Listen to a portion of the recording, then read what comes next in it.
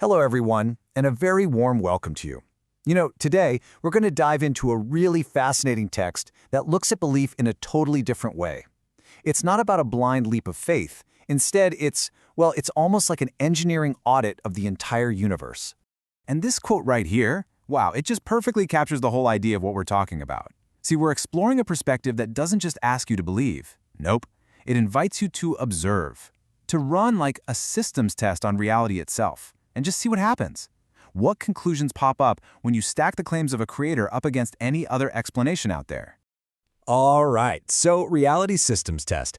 This is about how the universe is audited according to Surah Al-Furqan. And the source material for this whole audit, it comes from verses in this chapter. And what it does is it throws down this really powerful logical challenge. But here's the cool part. It doesn't start with some heavy abstract doctrine. It starts with the world that's right here, in front of our faces, using what we can actually see to draw this incredibly sharp contrast between the one true creator and, well, all the other options. So, let's get into the evidence from the system. Exhibit A, reality itself testifies. This is where we get into the first set of evidence, and the whole argument kicks off with real, tangible stuff that everyone, no matter who you are or where you're from, can see and verify with your own two eyes. It's as if reality itself is being called to the witness stand. So let's hear what it has to say. So let's start with the first piece of evidence presented, the two C's. One is fresh and sweet, the other salty and bitter. They meet, but they don't just override each other. Now, think about that. You've probably seen this in documentaries, right? Where a freshwater river meets the salty ocean. They come right up against each other, but they maintain their own properties, sometimes with a literal line between them. The source describes this as governed coexistence, not chaos. And the point it's making is really direct. This isn't just random. This is a complex system at work. And then the argument builds on that. Life from water. Think about it. From this one single, simple ingredient, you get this explosion of complexity. We're talking about biology, sure, but also family, society, and entire civilizations. The source points to this as evidence of an immense creative authority. And there's this sort of implicit challenge here, What false god ever came up with the concept of kinship, of family ties? Next, the text asks us to look up at the cosmos, at the heavens, which it says function like a perfectly calibrated dashboard, complete with stars, a sun, and a moon. It's not just a chaotic mess of lights up there, right? It's a functional system. The stars help us navigate. The sun and the moon give us light, a way to keep time, seasons. Everything seems to have a purpose. It's not just beautiful, it's deeply, deeply practical. And the evidence doesn't stop there. It turns to time itself, the cycle of time, this constant loop of day and night following each other. And the text suggests we shouldn't see this as just some mechanical process.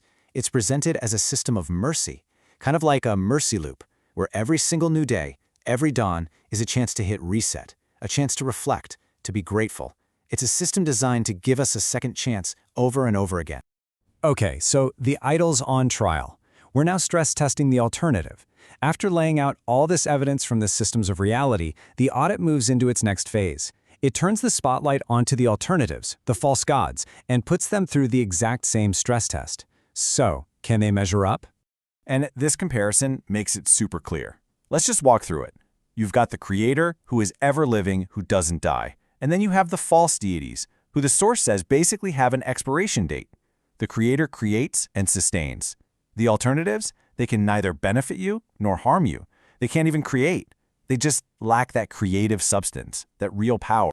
And this verse, wow, it points out what it sees as a tragic irony. They worship besides a law that which neither benefits them nor harms them, and the disbeliever is ever a helper against his Lord. Think about that. By giving your energy and devotion to something that has no actual power, the text argues you end up working against the very Lord who sustains you. In this framework, supporting falsehood isn't a blow against the Creator, it's an act of self-sabotage. All right, so this brings us to the messenger's role. Let's talk about the messenger's open offer. Because guidance isn't coercive. You might be thinking, okay, if the evidence is so clear, is the messenger's job to force people to accept the results, to make them believe? And the text is incredibly specific on this point. The answer is a hard no. So the messenger's mission is actually broken down into these 4 key roles. Step 1, deliver good news. His role is not to enforce anything. Step 2, warn of the risks. Again, not to coerce anyone. Step 3, and this is a big one, ask for no payment. Guidance is not monetized. And finally, step 4, offer a path. And that's it. The choice to take that path, well, that remains yours and yours alone. Okay, let's pull all this together and look at creation's final verdict. It's all about recognition over coercion. As we wrap up this whole reality audit, we get to the final conclusion. And it's a verdict that doesn't depend on force at all. It's all about a simple, clear-eyed recognition of what's been presented. So, this whole audit leads to a few key takeaways. First, creation is deliberate, not just rushed or random. Second, authority follows from the act of creation. The one who makes something has authority over it. Third, mercy always comes before judgment. And then there's this really fascinating distinction. Truth has experts, people you can ask. Falsehood, well, falsehood just has vibes. And finally, when this mercy is offered, the text suggests that pride is what flinches. Rejection isn't about a lack of evidence, it's about ego. And this quote really gets to the heart of it all. False gods offer symbolism without substance. Allah offers systems that work. Water, life, time, light, mercy. That's the core contrast right there. It's the difference between empty symbols and real, functional, life-sustaining systems.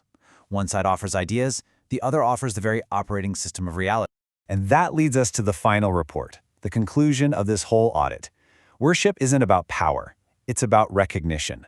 The final invitation isn't a demand to submit to some overwhelming force. It's a call to simply recognize what is obviously real, what works, and what is sustaining you in this very moment. It's about choosing to align with reality itself. So we'll end with this question for you to think about. If reality itself is the evidence, what does it mean to simply recognize it? The whole framework we've explored today positions reality, the oceans, the stars, life itself, as the star witness. So if that's the case, what does it truly mean to just open our eyes and recognize all of it for what it is? Thank you for joining me for this explainer.